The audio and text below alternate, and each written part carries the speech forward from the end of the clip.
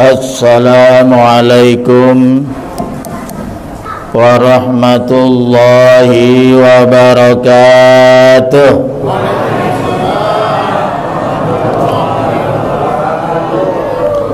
Alhamdulillahilladzi ja'alal Qur'ana imama wa hudan lil mu'minin. Asyhadu an la ilaha illallah wahdahu la syarikalah wa asyhadu anna sayyidana Muhammadan abduhu wa rasuluh. Allahumma salli ala sayyidina Muhammad wa ala alihi wa sahbihi ajmain. Qala Allah Ta'ala fi kitabihil karim. A'udzu billahi minasy syaithanir rajim. Syahrul Ramadan alladzi unzila fihil Qur'an hudan lin-nasi wa bayyinatin minal huda wal furqan. Faman syahida minkumus syahra falyasum. Wa qala Rasulullah sallallahu alaihi wasallam, khairukum man ta'allamal Qur'an wa 'allamahun nas. Rabbi ishrah li sadri wa yassir li amri wahlul 'uqdatam min lisani yafqahu qawli. Rabbi zidni ilman nafi'a warzuqni fahman jaida fil laili wan nar. Allahumma faqihni fid din wa alimni ta'wilah. Amma ba'du, yang saya hormati Ketua Dewan Kemakmuran Mushola Al-Ikhlas Bapak Hernowo beserta jajarannya, sesepuh setempat Bapak Haji Mursalin Gani, mana orangnya? Ketua RW 01 Bapak Herman, Ketua Amalia Ramadan yaitu Bapak Haji Mitra, semoga banyak mitranya. Ini saya kenal beliau dari zaman Al-Mukhlisin yang suka kebanjiran dulu. Juga yang saya hormati penasehat RW 01 Bapak Jazuli. Ada? Lah, dalam Pak. Ntar kena badai kalau di luar. Tuan Imam kita Bapak Panggih SHS, orang tua kita yang sedang keliling dari rumah Allah ke rumah Allah, orangnya cukup soleh sesuai dengan namanya, Pak Haji Soleh, temennya Miss Bang Jack. Ya kalian nonton sinetron Pencari Tuhan, yaitu Bapak Haji Soleh dari Pasar Bengkok. Hadirin hadirat sekalian, bapak-bapak, ibu-ibu, saudara-saudara sekalian, yang tidak saya sebutkan satu persatu, tapi insya Allah kehadiran kita semuanya pada malam yang mulia ini, malam nuzulul Quran, mudah-mudahan kita mendapat curahan rahmat, amin, maghfirah dari Allah subhanahu wa ta'ala, amin ya rabbal. Bapak-bapak dan ibu-ibu sekalian, kita bersyukur secara tidak terasa sudah 16 hari kita lewatkan, betul?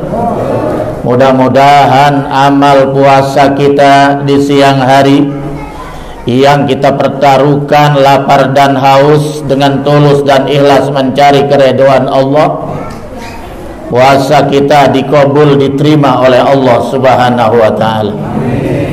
sebagaimana dalam sebuah hadis dijelaskan, man shoma ramadhana imanan wa ihtisaba ghufira lahu ma taqaddama min dzanbi.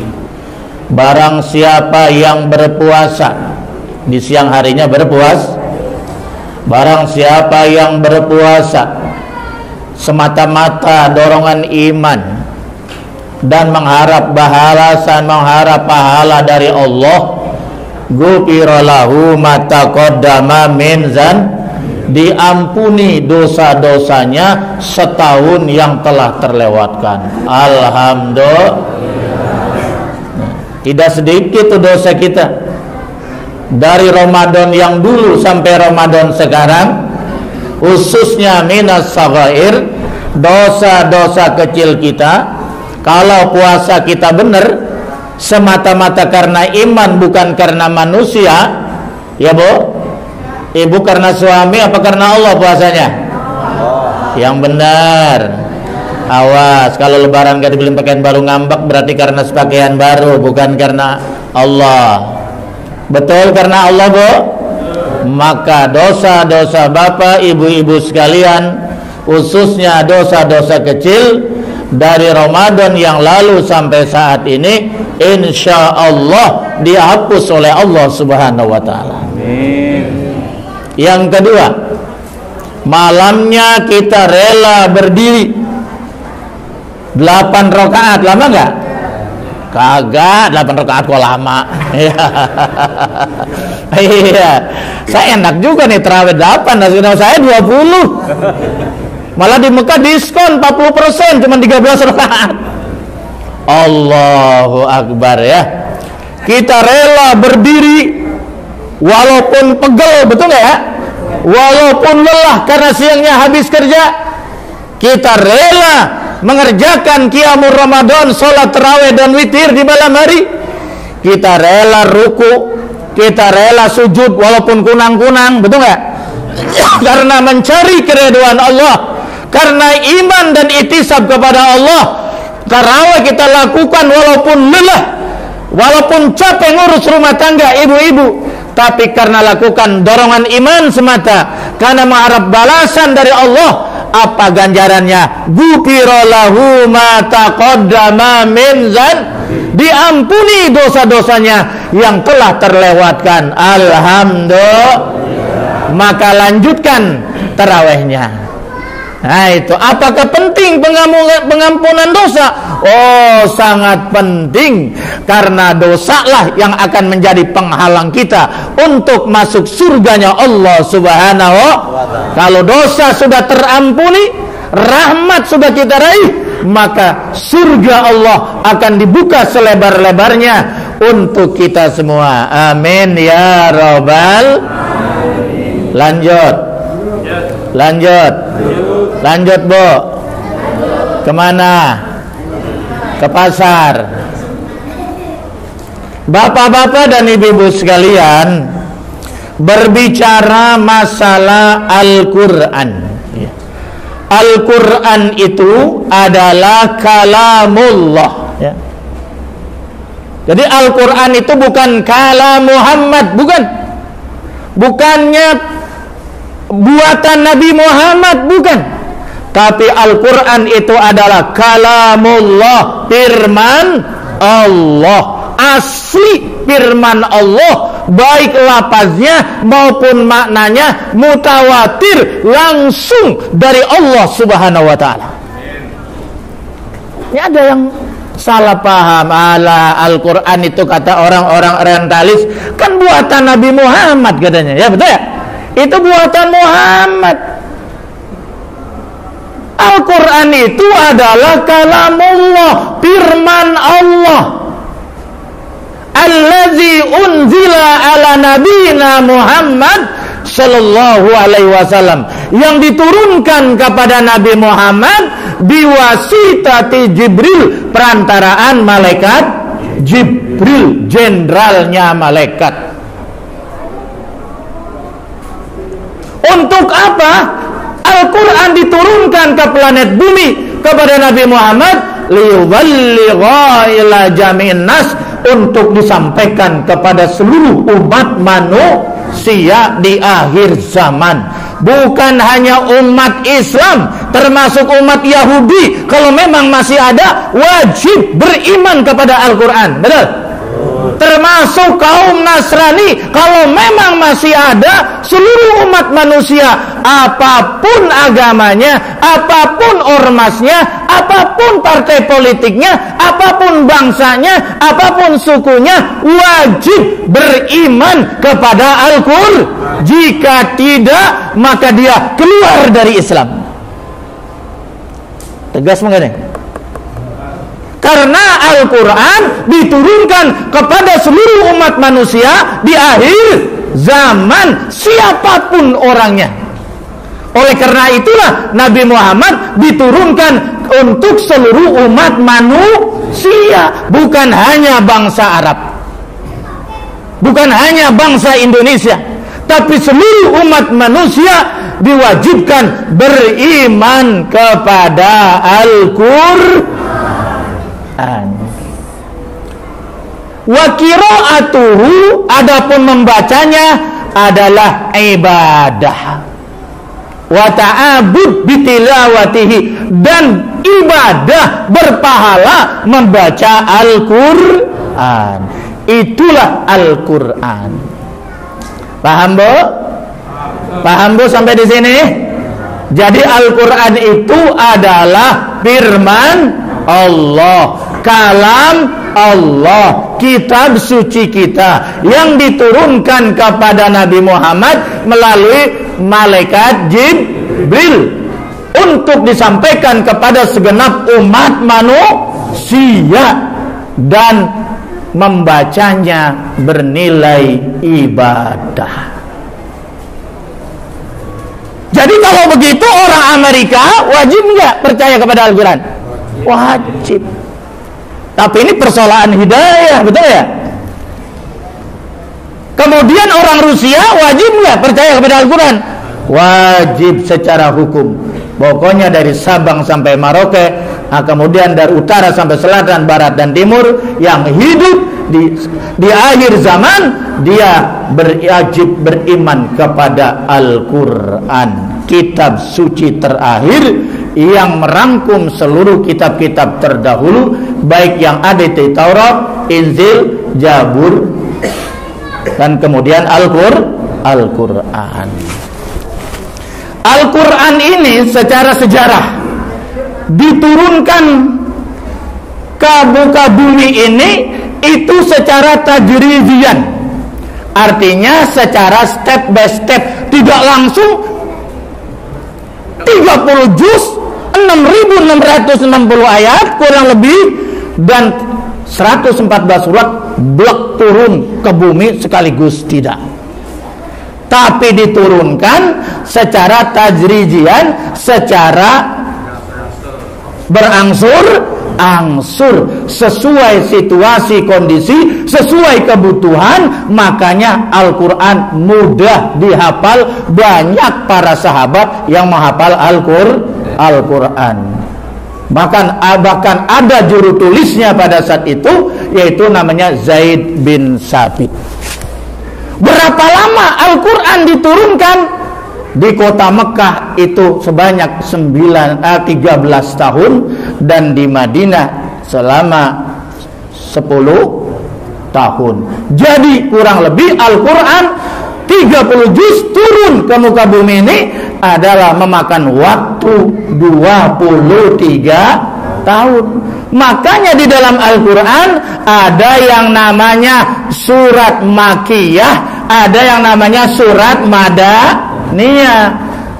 Surat-surat Al-Quran yang diturunkan di kota Mekah selama 13 tahun dinamakan surat Makiyah, surat sebangsa Mekah. Ini biasanya ciri-cirinya ya ayyuhan nas, kan? Kalau ya ayyuhan nas, wahai sekalian manusia. Kenapa ya ayyuhan nas? Karena di kota Mekah belum ada yang namanya komunitas muslim, belum ada yang namanya masyarakat muslim, masih sporadis. Yang ada adalah masyarakat kafir Quraisy. Umat Islam masih sangat sedikit jumlahnya, boleh dihitung pakai jari. Kebanyakan mereka belum beriman kepada Allah Subhanahu. Makanya ayat yang turun, yang itu wahyu yang turun, kebanyakan diawali dengan kalimat ya ayyuhan nas. Makanya dinamakan surat Maki, termasuk juz amma itu kebanyakan turunnya di kota Makkah. Makanya dinamakan surat Makiyah. Adapun yang turun di Madinah dinamakan surat Madaniyah, surat sebangsa Madinah. Biasanya diawali ya ayyuhalladzina amanu. Betul nggak? Wahai orang-orang yang Kenapa? Karena sudah banyak orang-orang yang beriman kepada Allah, orang yang beriman kepada ajaran Rasulullah. Sudah terbentuk masyarakat muslim, sudah terbentuk komunitas muslim. Makanya ayat yang turun itu kebanyakan berbunyi ya ayyuhalladzina amanu. Di kota Mekah ayat yang turun kebanyakan masalah-masalah keimanan, karena masih banyak orang yang belum beriman.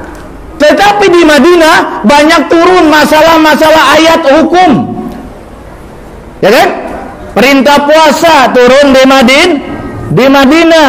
Perintah puasa itu 2 Hijrah turunnya pada bulan Sya'ban, tapi pelaksanaannya di bulan Ramadan. Ayat zakat turunnya di Madinah. Katanya kemudian juga ayat haji, umroh, ayat-ayat jual beli, pernikahan dan sebagainya, ini kebanyakan turunnya di Madinah untuk mengatur umat Islam yang sudah terbentuk begitu banyak. Paham ya? Nah, jadi Al-Quran itu Pak turunnya diacak. Diacak. Kalau kita lihat di mushaf yang ada, ya, di mushaf yang ada itu yang pertama apa? Al-Fatihah.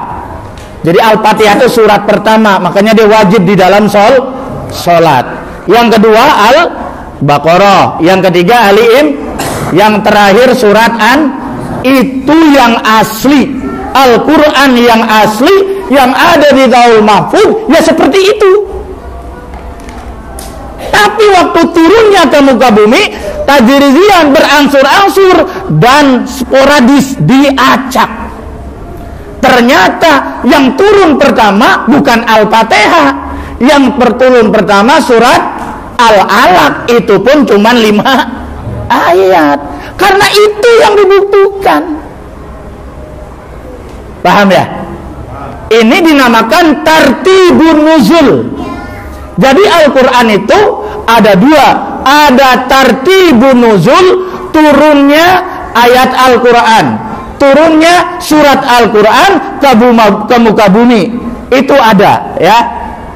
Ini Profesor Quraisyab itu ada kayaknya bukunya itu, yang beliau menafsir Al-Quran berdasarkan turunnya Al-Quran ke muka secara acak. Ini perlu kita ketahui Bapak-bapak. Kenapa? Karena menurut para ilmu tafsir, kalau di dalam sholat kita jangan pakai tartibun nuzul, ngacak jangan. Tapi kalau di dalam sholat kita harus mengikuti urutan yang asli yang sudah ditentukan oleh Allah di Lauhul Mahfuz, yang sebagaimana sudah ada di dalam mushaf Al-Qur'an yang disebut mushaf Utsmani, yang disusun dibukukan zaman Sayyidina Utsman. Karena Al-Quran pada zaman Rasulullah itu belum dibukukan, pada zaman Sayyidina Abu Bakar juga belum, pada zaman Umar bin Khattab baru usulan, barulah zaman Sayyidina Utsman bin Affan baru terlaksana. Al-Quran dikumpulkan, ditulis, diseragamkan, diberikan kepada gubernur-gubernur, diseragamkan, dikodifikasi, dijilid. Itulah namanya mushaf Utsmani, karena pada zaman Sayyidina Utsman itu ditulis asli sebagaimana yang sudah ditentukan oleh Allah dari Al-Fatihah sampai An-Nas. Itu yang asli. Ya kan?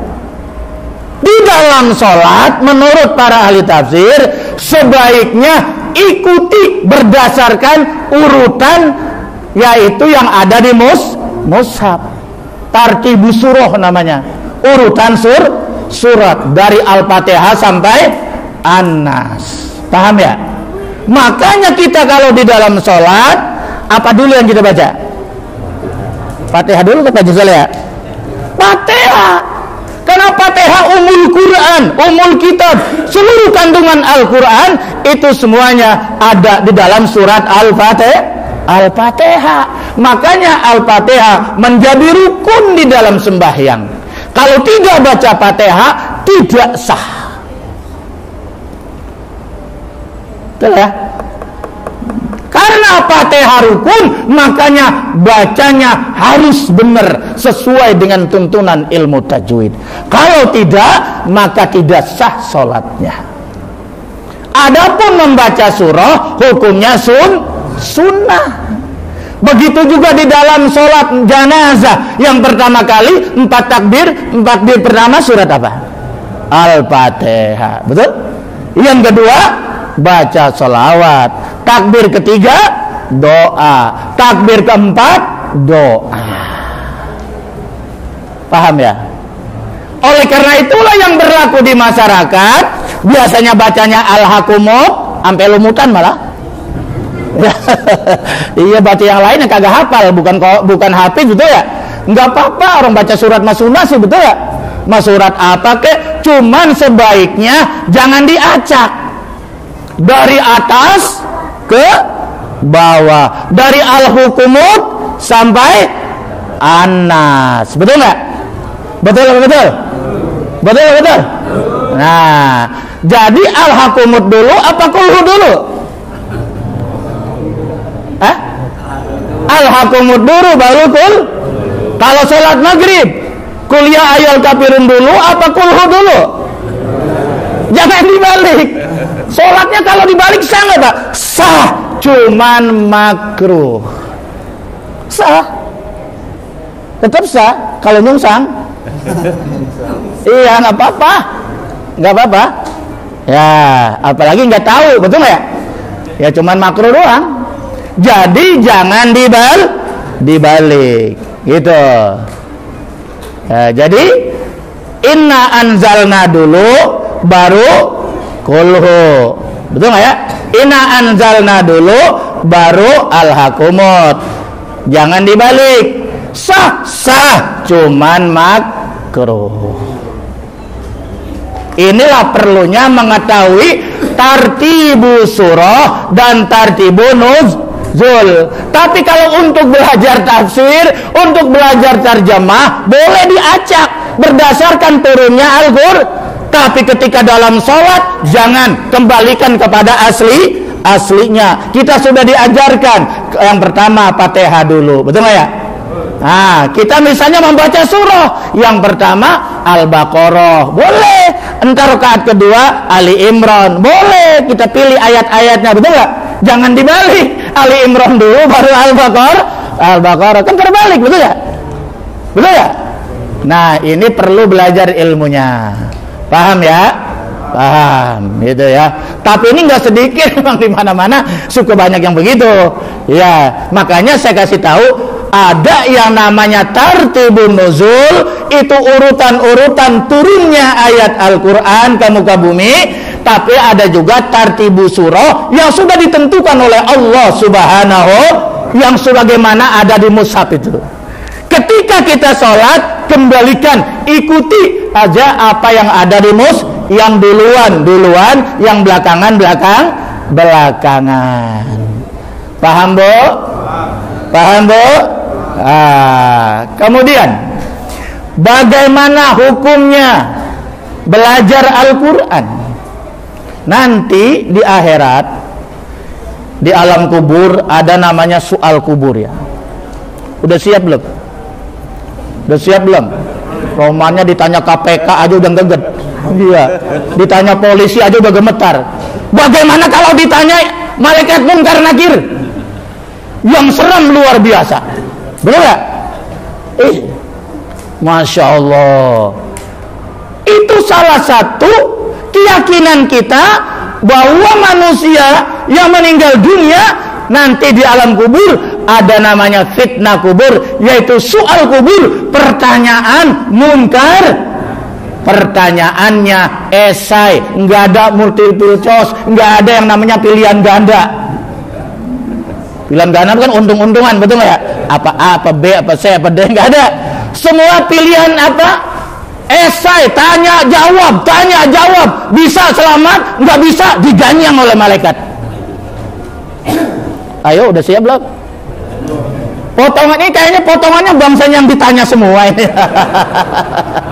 Iya, memang ada yang tanpa dicana lagi, tanpa disoal, langsung siapa? Ya para nabi, para syuhada. Lah kita nabi bukan, sahabat bukan, tabiin bukan. Hidup juga terlambat lahir, nggak pernah lihat nabi, betul nggak? Nggak ikut berjuang bersama nabi, betul nggak? Nggak pernah ikut di sholat zaman nabi, sampai umroh haji kagak mau. Kapan kita sholat di masjid nabi, betul nggak? Kalau kita udah nggak ketemu nabi, nggak pernah sholat bersama nabi, yang paling tidak ya sholatlah di masjid nabi. Mau apa nggak? Mau apa? Paling tidak ziarah kubur dong, betul nggak ya? Buat Nabi Muhammad tuh benar-benar ada nih masjidnya, nih kuburannya, betul nggak? Menambah keyakinan kita. Makanya orang yang datang ke kota Mekah, baik haji maupun umrah, tidak berziarah ke negeri Madinah, ke negerinya Rasulullah, maka dia dianggap orang sombong nanti di hadapan Rasulullah. Nauzubillah min. Makanya nggak ada orang kalau ke Mekah nggak ke Madinah, betul nggak? Bahkan ada yang ke Madinah dulu baru ke Mekah, betul nggak? Ya Pak ya? Apa namanya nih? Masruhan, orang muhlisin. Lagi liatin aja. Masya Allah. Betul nggak? Manzaroni, manzaro qabri, ya. Waqad wajabat syafaati. Barang siapa yang menziarahi kuburku, wajib baginya mendapat syafaatku. Masya Allah. Enak nggak kira-kira? Enak nggak? Pengen nggak ke sana? Pengen nggak ke sana ziarah? Ayo kumpulan, abungan, nanti ikut bareng saya. Dharmata Tour and Travel. Iya, itu ada Haji Mitra wasilahnya, betul nggak? Iya, ntar dibimbing langsung, betul nggak? Bagaimana cara ziarah yang benar, betul nggak? Bagaimana masuk raudhah dan sebagainya? Udah kagak hidup di zaman Rasul, nggak pernah berjuang bersama Rasulullah, betul nggak? Nggak sholat bersama Rasulullah, sampai haji umroh ogah, mawan ke Bali, mawan ke Eropa, betul nggak? Duit ratusan juta dihabiskan, sementara untuk ibadah haji umroh ogah. Bahasa apa itu ogah? Bahasanya baju soleh. Iya. Manzara ba'da mauti, barang siapa yang mencari aku setelah aku wafat, maka annama zaroni indah hayati, seakan-akan dia mencari aku di saat aku masih hidup. Alhamdulillah. Kenapa? Karena Rasulullah jasadnya memang dikubur, tetapi beliau pada hakikatnya hidup, saudara-saudara sekalian. Kalau kita di sana datang ke sana berziarah kubur, langsung salam kita dijawab oleh ruhnya Nabi besar Muhammad. Maka jangan heran di saat kita melambaikan tangan kita, melambaikan tangan kita, assalamualaikum ya Rasul, assalamualaikum ya Rasulullah, assalamualaikum ya Habibullah, maka gemetar, seakan-akan jantung ini ditarik-tarik, saudara-saudara kalian. Kenapa? Mungkin pada saat itu Rasulullah menjawab langsung salam kita. Orang yang semacam begini, insya Allah nanti di akhirat dikenal oleh Rasulullah, mendapat syafaat Nabi besar Muhammad sallallahu alaihi wasallam. Amin ya rabbal. Wah, rasanya banyak nih besok pada umroh nih ya. Nunggu haji berpuluh-puluh tahun ya. Allahu Akbar, umur semakin tua, betul nggak? Ya Allah, ya Rabb. Lanjut. Sampai di mana tadi ya? Soal kubur ya? Iya. Ya mudah-mudahan kita di saat ditanya nanti di alam kubur kita bisa menjawab. Amin. Lisan kita dituntun oleh Allah, dituntun oleh amal ibadah kita. Amin. Ya Rabbal Alamin. Nah, salah satu pertanyaannya adalah wa ma imamuka. Boleh minum dulu? 14 jam kagak minum siang. Bapak tadi minum gak Pak siang? Baju Saleh minum gak Baju Saleh? Sama sama saya. Saya ketemu beliau biasanya di masjid apa? Nurul Yakin ya? Iya. Allah pertemukan kembali di sini di musola lagi. Alhamdulillah di tempat yang baik. Mama imamuka. Apa imamu? Ya, bukan waman, pakai ma. Ya, wama imamuka. Apa imamu? Ini enggak pakai man, waman imamuka. Karena pakai man dijawab, imam saya yaitu adalah Pak Haji Panggi. Wah, digebuk sama malaikat. Kenapa Panggi? Loh, saya lagi sholat, beliau yang imamin. Makanya jangan salah, bukan pakai man, pakai ma. Wa ma imamuka. Apa imanmu? Apa imammu? Imam itu artinya yang ada di depan kita, yang kita ikuti, yang menjadi manhaj, yang menjadi panduan, yang menjadi pedoman hidup, yang menjadi way of life, yaitu Al-Qur'an. Bagaimana kita bisa menjawab Al-Quran sebagai imamku kalau Al-Quran aja ora gablek, kata orang Bojong. Pinang kalah Bojong, Bojong kalah Pinang. Saya masih kecil dulu ngadu beduk tahun 70-an ya. Masya Allah ramenya luar biasa. Itu kayak besan tiap hari lewat kalau lebaran.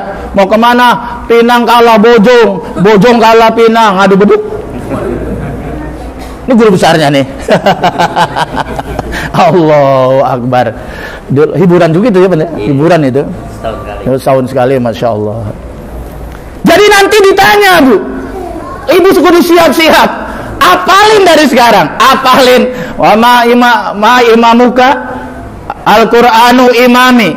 Wa ma imamuka Al-Qur'anu imami. Apalin dia hari sambil masak Al-Qur'anu imami. Ya, sambil nyuci piring Al-Qur'anu imami. Mau tidur Al-Qur'anu imami. Suaminya bingung. Lah kenapa ini? Pak, persiapan Pak, kalau mati biar bisa jawab. Biar diapalin. Tetapi kalau Al-Quran aja nggak punya, baca aja nggak bisa, betul nggak? Apa iya bisa jawab? Hah? Betul nggak? Oleh karena itu bagaimana cara berimam kepada Al-Quran? Cara berimam kepada Al-Quran, yang pertama beli dulu Al-Quran. Ayo coba periksa nanti di rumah, ada Al-Quran nggak? Jelek apa cakep? Alah, udah bontok kulitnya aja kagak ada.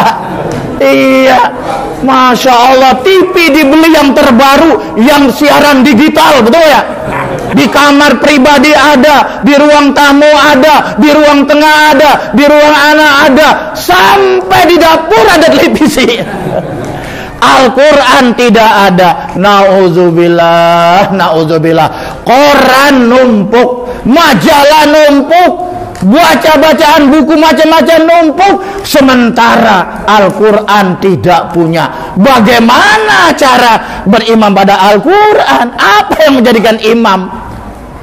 Handphone gonta-ganti, betul nggak? Maunya belinya yang 7 juta, nggak mau yang 2 juta, mak. Malu. Sementara Al-Quran kulitnya aja udah nggak ada malunya. Ayo ngaku. Quran 1 udah nggak ada kulitnya, berame-rame lagi. Habis dah tuh Al-Quran. Mending kalau habis kagak dibaca. Begitu ditiup tuh Al-Quran, ngebul. Makan layap. Katakan nanti lu bonyok lu kalau nanti di kuburan lu ya. Jangan beli tuh Al-Quran, betul nggak? Itu yang namanya piringan pajang, piring-piring pajangan, betul nggak ya? Gelas pajangan, apa lagi? Tas pajangan, apa lagi? Itu yang di luar-luar itu. Bon keramik, macam-macam. Sementara Al-Quran nggak jelas di mana adanya itu Al-Quran. Nauzubillah min. Ayo coba pulang periksa, ada nggak Al-Quran itu? Berapa biji? Ada berapa mushafnya? Ada berapa, Bu? Banyak. Tas mah ada 10. Mau kena cuman atu. Itu gue udah tai balangan.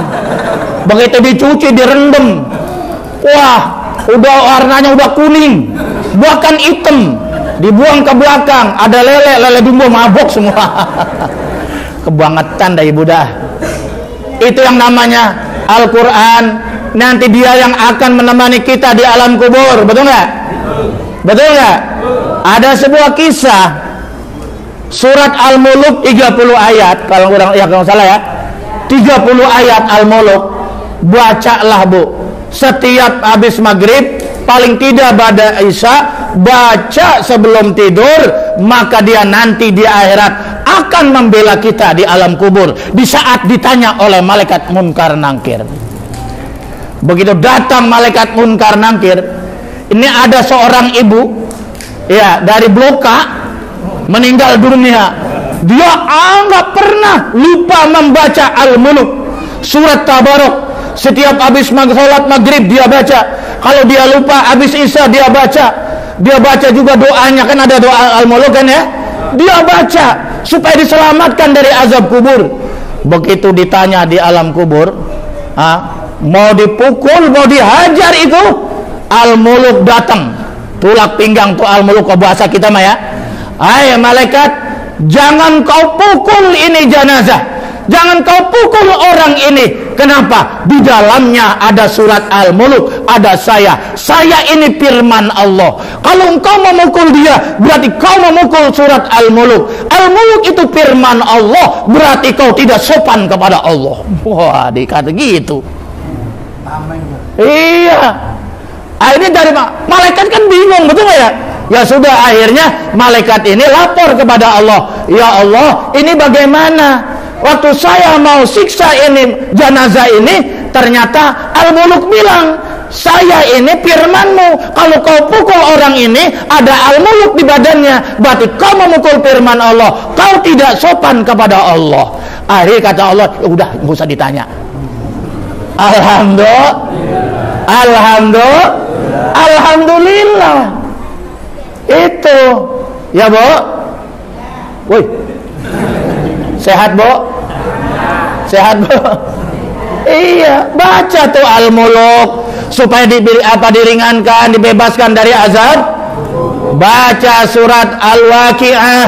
Katanya Al-Waqi'ah suratul ghina, surat yang membawa kecukupan, surat yang membawa keberkahan. Ya, tidak jadi orang jangan sampai susah banget, terbelit utang, betul nggak ya? Nauzubillah min. Walaupun tidak kaya tapi cukup, betul nggak ya? Buat belanja cukup, betul nggak? Buat nyekolahin anak cukup, betul nggak ya? Buat apa lagi? Buat beli motor cukup, betul nggak ya? Buat pergi haji cukup, buat pergi umrah cukup, buat kawin lagi. Takut? Iya, berkah, betul nggak ya? Berkah itu membawa kebaikan untuk taat ibadah kepada, di saat kita butuh itu ada, gitu loh. Jangan sampai sungsang sumbel, kata orang Cipondo mah, ngerti nggak sungsang sumbel? Lah iya, ini aja utang belum beres, betul ya? Udah dikejar utang, mau utang lagi, bagaimana ceritanya itu, betul ya?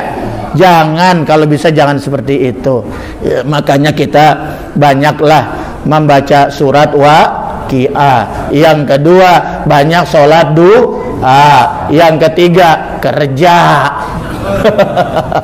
Iya kan, itu mah olinya tadi mah, betul nggak ya? Ya kalau diem aja kagak kerja, diomelin sama Sayyidina Umar. Sayyidina Umar Amirul Mukminin, ada seorang sahabat berdoa terus. Ya, habis subuh yang lain udah pada pulang. Baju Saleh, Pak Masrin, Dia mah belum pulang, sampai jam 7 masih berdoa aja. Lah orang udah kemana-mana tahu sih. Sampai jam 8 masih berdoa, jam 9 masih di masjid, kagak keluar juga. Domelin. Amirul Mukminin domelin. Keluar minal masjid, kerja sono. Inna sama la tumtiru zahaban wala fidatan. Karena hujan tidak ada menurunkan hujan emas dan perak, apalagi hujan duit, nggak ada kecuali Latif M dulu. Lagu dangdut, hujan duit, waktu sama SD tuh. Ada betul nggak? Itu cuma lagu. Betul nggak ya? Iya, berdoa, berjuang dan berjuang sekuat tenaga. Berjuanglah disertai doa. Kan gitu ya? Roma Irama aja paham. Berjuang dengan doa, bekerja dengan doa. Orang yang bekerja tanpa doa sombong, betul ya? Betul ya? Nah, berdoa saja tanpa berjuang, tanpa usaha, hayalan. Paham ya? Karena hidup ini kenyataan, realita, betul nggak? Nah, sampai di mana tadi ya?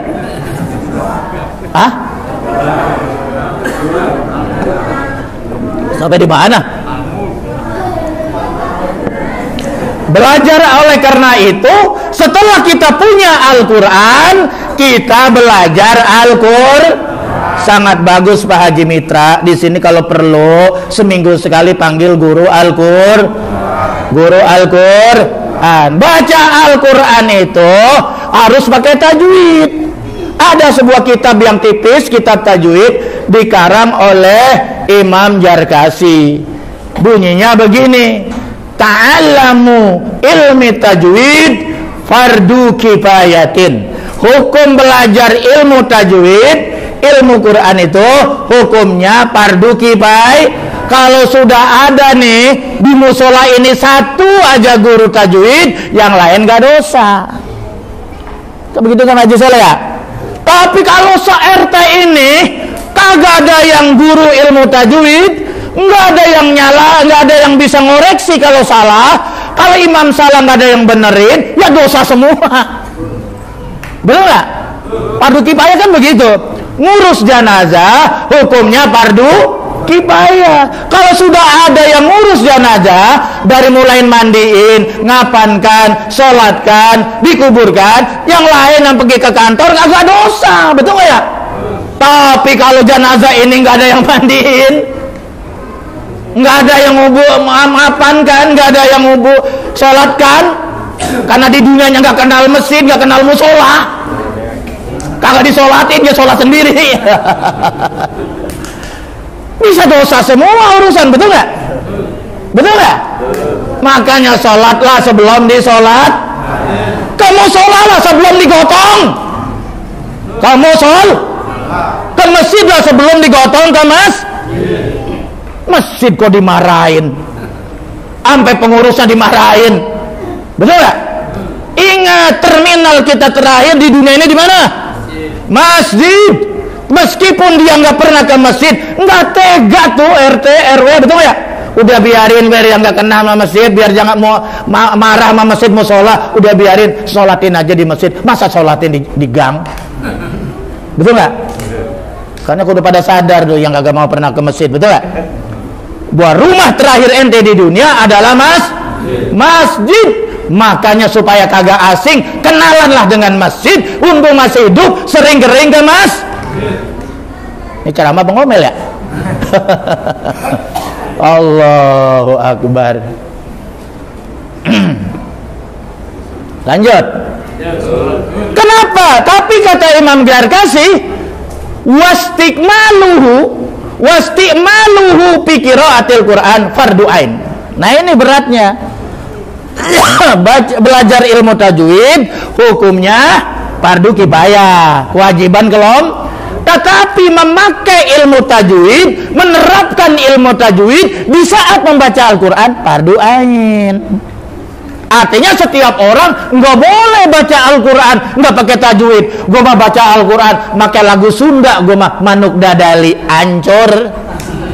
Iya kana budu, iya kana stain, ngongek ngongek ngongek. Hancur nggak tuh Al-Quran kira-kira? Kacau. Padahal kata Nabi, laisa minna man yataghanna bil Quran. Belum termasuk golonganku orang yang baca Al-Quran dengan tidak indah, tidak dengan lagu, maksudnya dengan tajwid. Makanya ada rumusnya namanya qiraatus sab'ah. Betul nggak? Baca Al-Quran pakai bahasa jauh, langgam jauh, jangan. Pakai langgam Batak, apalagi kullahu ahad ta'iyah. Wah, jangan hancur, betul nggak? Harus pakai ilmu tajwid. Apalagi baca Fatihah yang rukun di dalam sholat.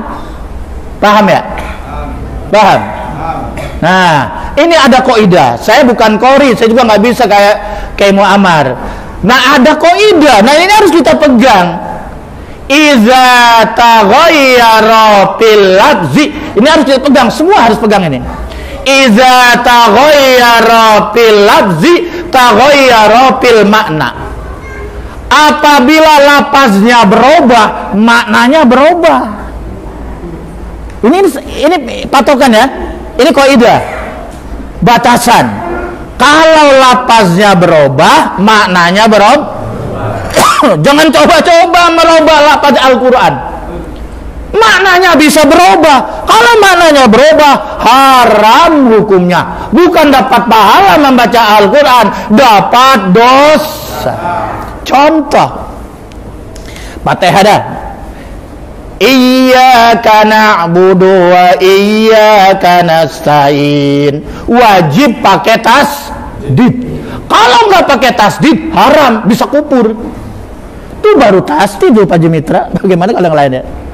Betul nggak? Tasdid doang tuh nggak ada. Iyyaka, hanya kepada Engkau ya Allah na'budu, kami beribadah. Wa iyyaka, dan hanya kepada Engkau ya Allah nasta'in, kami minta tolong. Ibadah dulu baru minta tolong. Jangan minta doa sama Allah, sembahyang aja agak. Betul nggak? Sekarang tasdidnya buang. Iyyaka na'budu wa iyyaka nasta'in. Benar apa salah tuh? Tong, benar apa salah? Salah ya Tong ya? Salah. Karena membuang apa jadinya? Hanya kepada Engkau kami menyembah matahari, beribadah kepada matahari. Hanya kepada Engkau kami minta tolong kepada matahari. Haram, murtad hukumnya. Rusak nggak kalau mau belajar tajwid? Rusak, bukan dapat pahala, dapat dosa. Yang kedua, masih Fatihah. Ini banyak sekali yang salah.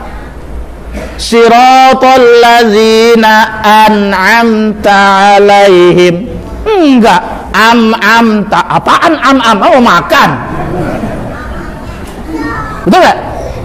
Ada yang am'amta, ada yang pakai ain dua-duanya. An'amta, apa artinya? Itu kan asalnya an'ama, memberi nikmat. An'ama, an alif, an'ama, an'amta, Engkau yang telah memberi nikmat ya Allah. Paham tuh? Paham tuh? An'amta, alif, a. Ini alif adanya di sini nih, a. Ya, orang Sunda pintar ya, a, duit dong, a. Giliran minta duit bener, a. Giliran baca Fatihah, am'amta. Bo, ayo coba ikutin. An'amta. Alif ya, alif di mulut, di luar. Ain di tenggorok ya. An'amta. An'amta. Susah yang belum belajar. Kalau udah biasa emang kagak, betul nggak? An'amta, Engkau yang telah memberi nikmat. Begitu kan harinya? Alaihim ghairil maghdubi alaihim walad ada tasdid, walad do monyong, walad dolin.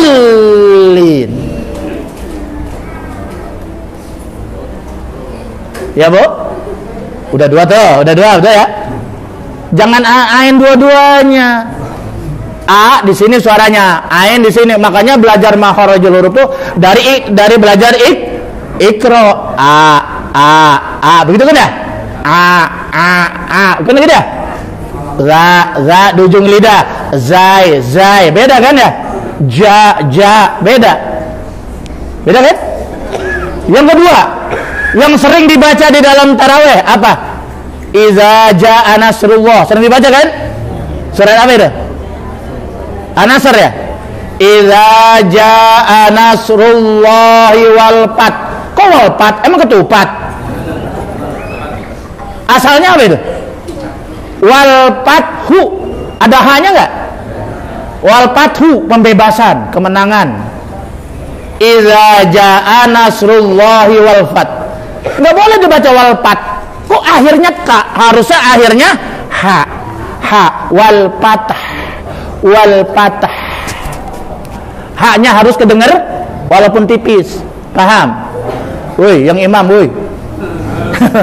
Yang mau jadi imam, ayo mikir dulu.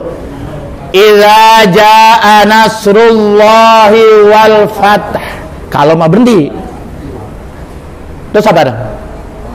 Fara'aitan nasa yadkhuluna fi dinillahi afwaja fasabbih bihamdi rabbika wastaghfir. Kalau berhenti, kalau disambung enggak ada masalah. Wastaghfir. Ada suara di dada. Karena asalnya wastaghfirhu. Karena disukunkan berarti hanya harus ke bawah. Fir. Innahu kana tahu. Selanjutnya surat apa lagi yang sering dibaca kalau udah mulai kunut? Inna anzalna Al-Qadar ya. Inna anzalnahu fi lailatul qad. Apaan itu qad? Kodok. Qad itu artinya sesungguhnya. Qad dengan dal artinya sesungguh kalau kemasukan fi'il madi. Tapi kalau kemasukan ke fi'il mudhari artinya kadang-kadang. Tapi hasilnya kan bukan qad. Inna anzalnahu fi lailatul qadri. Qadri kan ya? Jadi roknya harus ke bawah. Jangan dipotong, jangan dikorupsi. Jangankan korupsi huruf Al-Quran, saudara-saudara kan. Korupsi uang rakyat aja lagi rame di DPR. Gara-gara Pak Mahfud ngobok-ngobok DPR. Betul nggak? Betul nggak? Betul nggak? Rame nggak sekarang? 349 triliun. Itu kalau pakai truk berapa truk itu? Ayo. Itu kalau dibeliin cendol, ini bloka, banjir, kelelep semuanya dengan cendol. Allahu Akbar, saudara-saudara kalian. Jadi yang benar gimana? Inna anzalnahu fi lailatul qadar. Roknya ke bawah, qadar. Roknya jangan dikorupsi, haram hukumnya. Kembali kepada kaidah. Iza taghayyara fil lafzi taghayyara fil makna. Itu kaidah tuh. Kalau lafaznya berubah, maknanya berubah. Ngerubah lafaz Al-Quran, ngerubah makna. Ngerubah makna Al-Quran, haram. Paham ya? Lah, saya jarang-jarang kemari. Kapan lagi saya beri penjelasan tuh ya? Iya, udah tinggal habis lebaran manggil guru Al-Quran. Belajar malu Pak Ustadz. Lah, kok belajar malu? Utlubul ilma minal mahdi ilallah. Untutlah ilmu dari mulai gendongan masih kecil sampai ke liang lahat. Selama masih hidup wajib menuntut ilmu. Betul nggak ya? Masih bagus pun juga masih punya kesempatan belajar walaupun sudah tua. Betul nggak? Karena menuntut ilmu, jangankan kita paham tidak paham, dapat belum dapat, kaduduknya saja 1 jam itu lebih bagus daripada kita beribadah 1000 rakaat. Sholat sunnah 1000 rakaat. Gak ada artinya kalau nggak ada ilmu, betul nggak? Masya Allah, luar biasa. Terus apa lagi? Inna anzalnahu fi lailatul qadr wa ma adraka ma lailatul qadr. Lailatul qadr khairun min alfi syahr. Roknya harus ke bawah, jangan syah. Syah nama orang, Irwan Syah. Syahr. Apa lagi? Kalau mau berhenti di situ ya. Karena zalul malaikatu warufiha biizni rabbihim min kulli amr. Bukan am. Ama nama orang, am. Ah? Apa katanya? Buka maskernya itu Ah?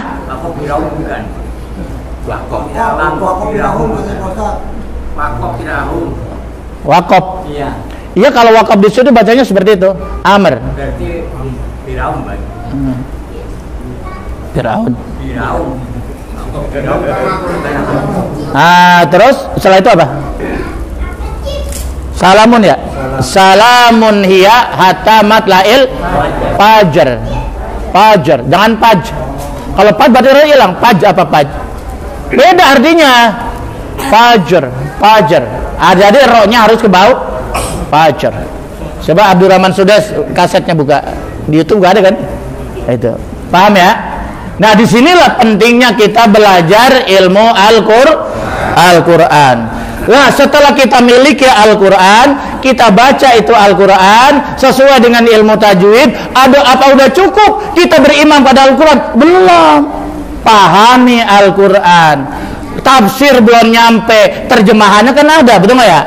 Itu pun kudu pakai gur. Kalau nggak paham tanya gur. Namanya juga terjemahan. Meningkatlah nanti tafsir. Malah sekarang tafsir sudah banyak terjemah. Ibnu Katsir saja yang sekian jilid sudah ada terjemahannya. Tafsir Jalalain sudah ada terjemahannya. Tapi harus didampingi oleh guru.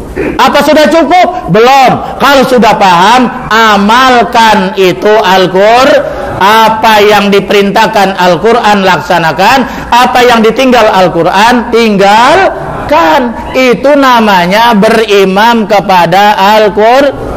Ada dalam sebuah hadis Rasulullah SAW, man ja'alal Qur'ana amamahu, sebagai penutup, barang siapa yang menjadikan Al-Quran di depannya. Al-Quran itu taruh tempat paling terhormat.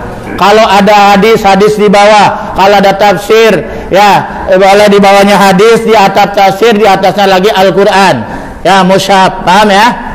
Al-Quran yang murni, yang mushaf, gitu. Ini jangan majalah taruh di atas, Al-Quran taruh di bawah, itu songong.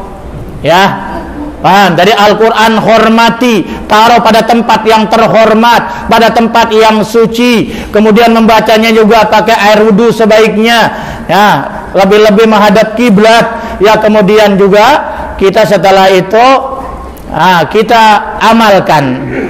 Ya, kita amalkan apa yang dalam Al-Quran. Nah, maka orang yang semacam ini dia berarti telah menaruh Al-Quran di depan. Artinya Al-Quran dijadikan pedoman hidup, dijadikan manhaj. Orang yang semacam ini qadahu ilal jannah, dia akan dituntun, qadahu ilal jannah, dituntun oleh Al-Quran ke surganya Allah Subhanahu wa ta'ala. Alhamdulillah. Jadi barang siapa yang menjadikan Al-Quran sebagai panduan hidupnya, Al-Quran dia taruh di depannya sebagai imamnya, dianya sebagai makmum, maka Al-Quran itu akan menuntunnya ke surganya Allah Subhanahu wa ta'ala. Tapi sebaliknya, waman ja'ala wara'a zahrihi, barang siapa yang meletakkan Al-Quran dia taruh di punggungnya, di belakangnya, Al-Quran tidak pernah disentuh, Al-Quran tidak pernah dibaca, Al-Quran malah diinjak-injak nilainya, tidak diikuti, malah dilanggar perintahnya, dikerjakan segala larangannya. Orang yang semacam ini saqahu ilan nar, kata Nabi.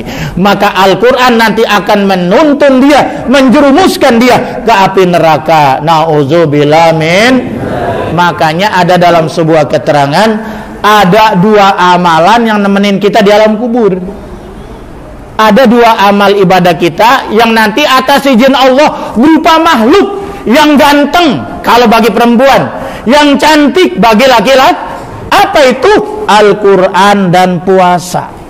amalan puasa dan Quran, nanti di akhirat menjelma sebagai makhluk atas izin Allah, nemenin kita di alam kubur yang 2 kali 1 meter, tanpa penerangan listrik, tanpa ada handphone, tanpa ada kipas angin, tanpa ada listrik. Ayo, itu nanti Al-Quran nemenin kita berupa makhluk yang sangat indah, yang sangat cantik. Sampai terheran-heran ini ahli kubur, siapa engkau? Aku tidak pernah melihat makhluk seindah engkau di muka bumi. Saya adalah Al-Quran yang kau baca, ya, yang sampai kau tertidur, sampai kau ngantuk, yang kau jadikan panduan hidup di muka bumi. Maka aku datang atas izin Allah kemari menemani kamu di alam kubur. Begitu juga amalan puasa. Siapa engkau? Saya adalah amalan puasa. Kau rela meninggalkan makan dan minum walaupun halal di siang hari. Kau rela tidak berhubungan badan dengan istrimu walaupun itu istrimu halal, karena kau sedang berpuasa. Maka aku diperintahkan oleh Allah menemani kamu di alam kubur ini berupa makhluk yang sangat indah. Asik apa asik? Asik. Udah gelap, sepi, sendirian, ditemani oleh wanita cantik. Betul nggak ya? Allahu Akbar. Amin ya Rabbal. Mudah-mudahan kita mohon kepada Allah, kita bisa diberikan kekuatan, diberikan taufik dan hidayah untuk senantiasa menjadikan Al-Quran sebagai imam kita, sebagai panduan kita, sebagai kitab suci kita. Jangan lupa anak-anak kita jangan sampai buta huruf Al-Quran. Ajarkan Al-Quran mereka dari kecil. Kalau ibu nggak bisa ngajarin, bapak nggak bisa ngajarkan anaknya, masukkan ke TK, ke TPA Al-Quran supaya mereka bisa belajar Al-Quran. Itu pun harus dipantau, diperhatiin anak kita belajar apa enggak. Nih kadang-kadang anak-anak itu pergi ngaji, belajar apa, daftar sendiri, orang tuanya nggak pernah tahu, sampai uang listrik apa uang minyak, ya juga sampai nunggak. Nauzubillah min. Makanya banyak guru Al-Quran yang pada kurus. Kenapa? Karena infak Al-Qurannya nunggak. Nauzubillah min. Jangan. Kalau bahasa Inggris mah, Masya Allah, bahasa Inggris sangat digalakan, noet. Bahasa Arab katanya kampungan, yang bener aja. Betul nggak ya? Iya, bahasa Arab galakan, bahasa Al-Quran galak. Bahasa Al-Quran adalah bahasa Arab, karena Al-Quran diturunkan dengan bahasa Arab. Ya, ya Bu, ya Bu. Apalagi anaknya bisa jadi hafiz, maka dia bisa memberikan mahkota nanti di surganya Allah Subhanahu wa taala.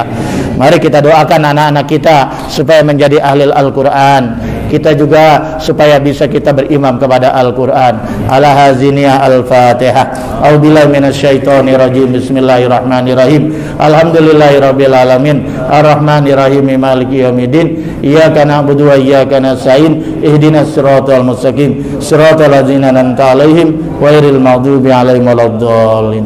Doa yang baru saja saya kasih, saya belum ajarin ya. Nanti saya bimbing dulu sebentar biar bermanfaat itu. Mana ada dapat lembaran nggak? Tadi saya lupa di mana lembaran. Ayo lihat doa yang pertama. Udah? Doa ini harus banyak dibaca, apalagi ini di akhir zaman, tanda-tanda kiamat semakin nyata. Doa mohon perlindungan dari azab kubur. Ibu berani azab kubur? Berani apa takut? Ya baca ini. Dua, azab neraka jahanam. Neraka jahanam ini neraka paling kejam. VIP kelas 1. Berani apa takut? Baca ini. Dan juga supaya diberikan perlindungan dari fitnah kehidupan dan kematian. Apalagi sekarang ini zamannya zaman fitnah di medsos, dan serta fitnah Dajjal. Jadi ini kalau pengen selamat dari Dajjal, baik itu Dajjal anak cucunya maupun Dajjal yang sesungguhnya nanti di akhir zaman, banyaklah baca doa ini. Kapan bacanya? Bacanya ini setelah tasyahud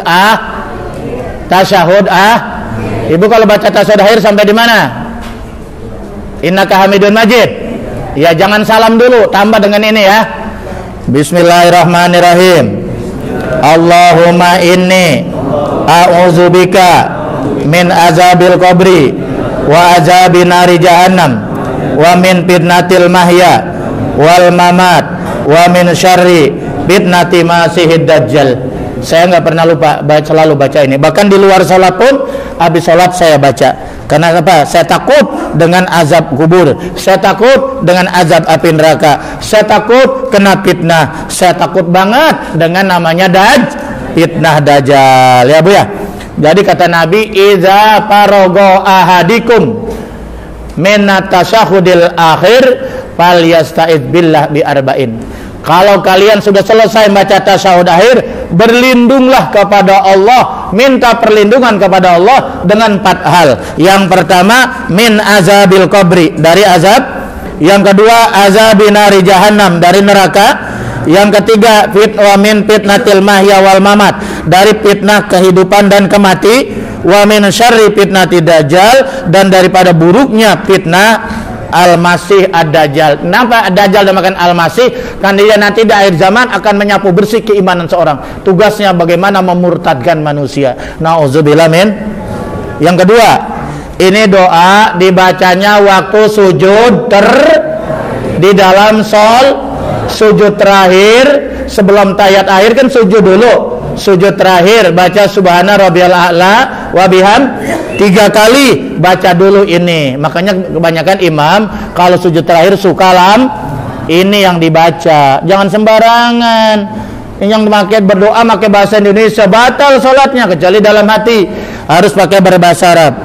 Yang pertama yaitu minta supaya husnul khotimah, mati yang terindah. Yang kedua supaya taubatan nasuha qoblal maut, sebelum Yang ketiga, ya muqallibal qulub sabit qalbi ala din, semoga Allah menetapkan hati kita berada tetap di dalam agama Allah, jangan sampai murtad. Ini sangat penting ya. Bacanya waktu sujud terakhir, setelah itu baru baca tahiyat akhir. Bismillahirrahmanirrahim. Allahumma inni as'aluka husnal khotimah. Allahumma rizukni taubatan nasuha qoblal maut. Ya muqallibal qulub sabit qalbi ala dinik. Ini ya. Yang pertama minta husnul khotimah, yang kedua minta taubat nasuha sebelum mati, yang ketiga supaya ditetapkan hati kita dalam keadaan dalam agama Allah. Yang terakhir ini ada pilihan yang kedua. Kalau ini hadis Nabi, kalau tadi itu dari ulama. Hadis Nabi ini lebih pendek. Bismillahirrahmanirrahim. Bacanya sama di sujud terakhir. Allahumma gfirli zanbi dikkahu wajillahu awalahu wa akhirahu wa sirahu wa alaniyatahu.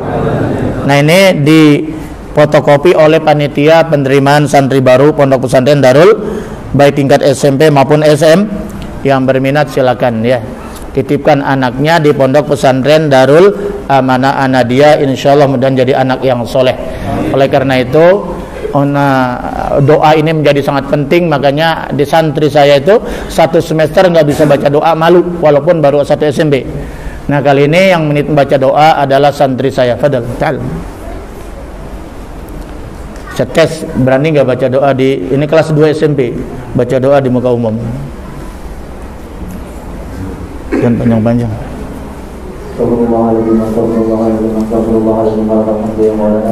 Amin. Amin.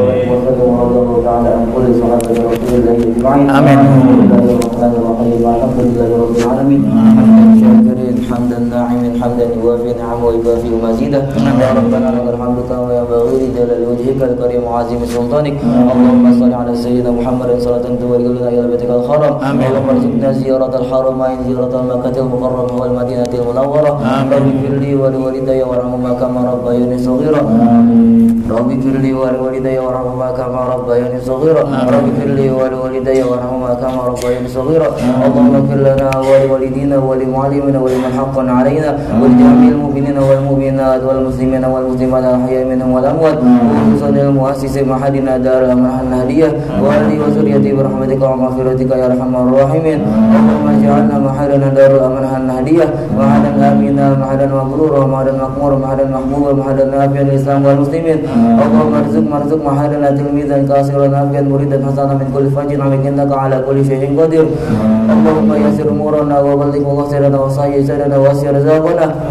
ونور قلوبنا بنور هدايتك ومعرفتك يا أرحم الراحمين اللهم لا تدع لنا من مقام هذا ذنبا إلا غفرته ولا هما إلا فرجته ولا حاجة إلا قضيتها ويسرتها ويسر أمورنا واشرح صدورنا ونور قلوبنا وأحسن بالصالحات أعمالنا اللهم إنا نسألك رضاك والجنة ونعوذ بك من شفاعتك والنار اللهم إنا نسألك رضاك والجنة ونعوذ بك من شفاعتك والنار اللهم إنا نسألك رضاك والجنة ونعوذ بك من شفاعتك والنار اللهم إنك عفو كريم تحب العفو فاعف عنا يا كريم اللهم إني أعوذ بك من عذاب القبر وعذاب نار جهنم ومن فتنة المحيا والممات من شر فتنة المسيح الدجال ربنا تقبل منا إنك أنت السميع العليم وتب علينا إنك أنت التواب الرحيم ربنا آتنا في الدنيا حسنة وفي الآخرة حسنة وقنا عذاب النار وصلى الله على خير خلقه محمد وعلى آله وصحبه أجمعين سبحان ربك رب العزة عما يصفون وسلام على المرسلين والحمد لله رب العالمين الفاتحة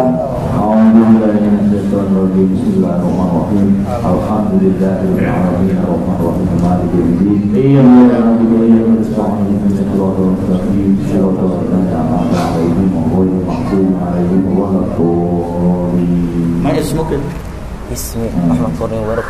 Ismi Qurni ya. Min aina anta? Ana min Taman Royal. Min Taman Royal ya. Fi ayi faslin jalastu? Jalastu fi fasusani. Jalastu fi fasusani al-mutawassit SMP. Ya. Alhamdulillah, doakan mudah-mudahan jadi anak soleh ya. Terus bapaknya insyaallah. Amin ya rabbal. Terus sekian ya, terima kasih. Mudah-mudahan kita panjang umur bisa ketemu kembali. Wassalamualaikum warahmatullahi wabarakatuh.